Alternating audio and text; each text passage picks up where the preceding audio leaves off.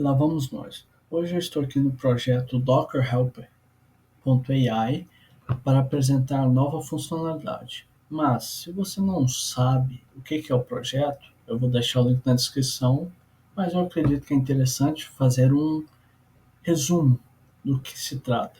O Docker Helper é um projeto onde ele utiliza de inteligência artificial para meio que como um chatbot para responder dúvidas sobre uma documentação de um produto ou de um produto. Então imagine que você tem um website, você tem seus produtos, eu criei essa automação aqui, onde você consegue, a partir do link do seu site, pôr aqui, ele vai extrair as informações do seu site e salvar no banco de dados, um banco de dados Postgres usando o Supabase aqui, para criar essa base de conhecimento. Então, quando eu perguntar aqui, eu irei perguntar, por exemplo, aqui será tipo, conte-me sobre o Firecrawl, que é um produto que eu fiz esse teste. Tell me about the Firecrawl. A ideia é que eu pegue essa questão, olhe para a base de dados ali e retorne a resposta.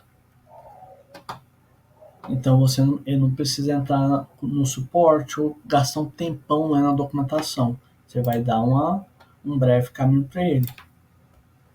What are the use cases where I can apply the Firecrawl?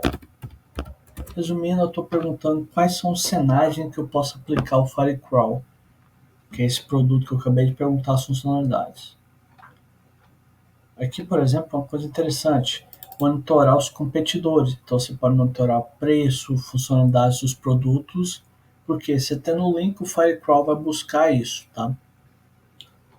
Um dos cenários que você pode usar também é igual ao cenário do Docker Help, que eu usei o Firecrawl para extrair as informações do site e gerar baixo conhecimento. Aqui vamos fazer uma perguntinha diferente. Uma perguntinha que não tem resposta, beleza?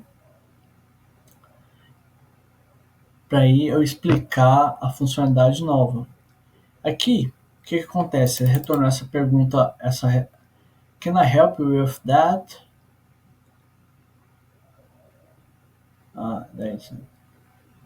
Aqui eu tenho que mudar a frase.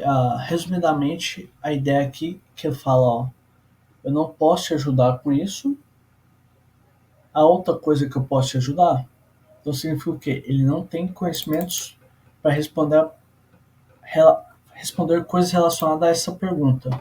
Então, o que acontece com isso? Quando ele não responde, ele não tem resposta, ele retorna essa resposta padrão.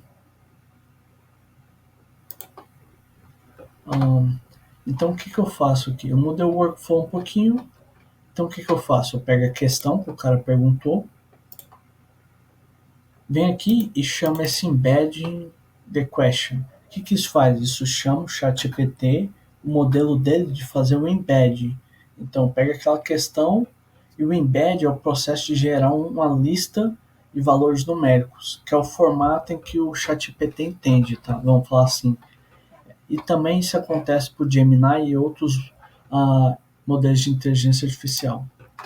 Eu uso esse bloco code aqui para pegar a lista. Só um minuto, deixa eu sair. Eu retornar o embed, que é a lista com os valores numéricos. E aí eu uso isso nesse nó aqui, onde eu faço uma consulta no banco de dados Postgres. No caso, eu estou consultando o Supabase. E aqui eu tenho a tabela, que é a minha tabela de base de conhecimento, chamada Documents. E a coluna que guarda a lista de vetores, essa coluna ela tem uma lista de vetor que representa o conteúdo que eu salvei no banco. Então, por exemplo, aqui, Documents, esse texto aqui tem essa lista de vetor que representa esse valor. E aí, o que eu estou fazendo aqui? Eu estou pegando minha lista de vetores da questão que eu perguntei aqui e estou fazendo essa operação aqui, que ela vai me retornar um valor numérico, que é a distância da questão que eu perguntei e do valor que eu tenho no banco de dados. E qual o ponto importante aqui? Essa distância, quando for mais próxima de zero, significa que o conteúdo que está no banco de dados e que está sendo perguntado é semelhante, é mais próximo. Então, tem alguma similaridade, vamos falar assim. Então, aqui, se for menor que 0,5, é para retornar. Então, como eu expliquei, se for próximo de zero é porque é similar. E se for igual a 1 ou o valor for maior que 1, por exemplo, mais distante de zero, significa que os assuntos não são semelhantes.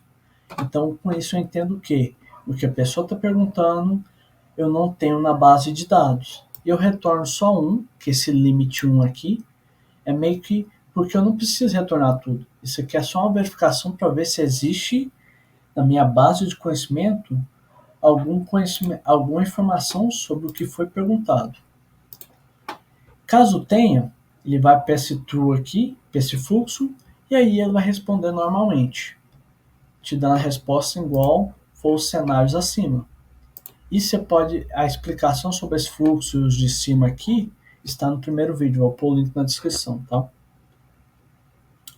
Segundo fluxo, não achou nenhum registro, significa que não há informação sobre aquela pergunta. Então o que vai acontecer? Vai vir por false, nesse fluxo aqui, vai salvar isso numa tabela chamada message without question, without answer. E eu estou usando o ChatGPT aqui para me retornar aquela resposta padrão. Vou até ajustar aqui, porque está com erro lá. Cannot. Ok, agora eu acho. Agora ficou certo. E como salvou, aqui nós temos o exemplo, então já. Aqui você vai ver a questão que eu perguntei lá e não tem essa informação. Então aí, em vez de sentar no banco para pegar a pergunta que foi feita e assim entender como você vai alimentar a base de conhecimento para conseguir responder nas próximas vezes essa questão, em vez de você ter que entrar no banco, o que eu fiz? Eu fiz esse fluxo aqui, onde você vai clicar aqui, como ele já está ativo, você vai pegar aqui, você vai vir em Production URL, copiar, e você vai pôr aqui, pressionar Enter. Vai demorar um pouquinho, agora vai carregar. Com isso aqui, esse fluxo nada mais é que ele está pegando os dados da tabela Message Without Answer, que a tradução seria mensagem sem resposta, extraindo essa lista, gerando um HTML com a lista, que é o que tem aqui, e retornando, gerando essa página com essa lista. Então, você não precisa acessar o banco, você vai pegar aqui, olhar e falar, cara, eu tenho informação sobre isso em algum documento PDF, ou eu posso criar um texto com isso. Então, beleza, depois que você criar, você pode vir aqui nos fluxos acima e popular a base de conhecimento. Eu explico isso no primeiro vídeo, link na descrição novamente.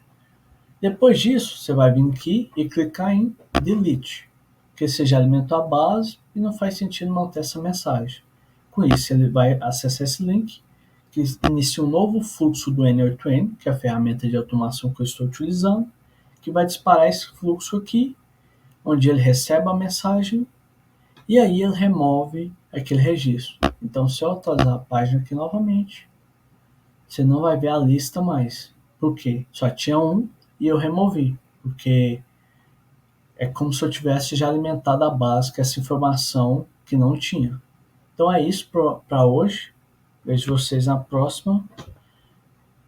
Bye bye.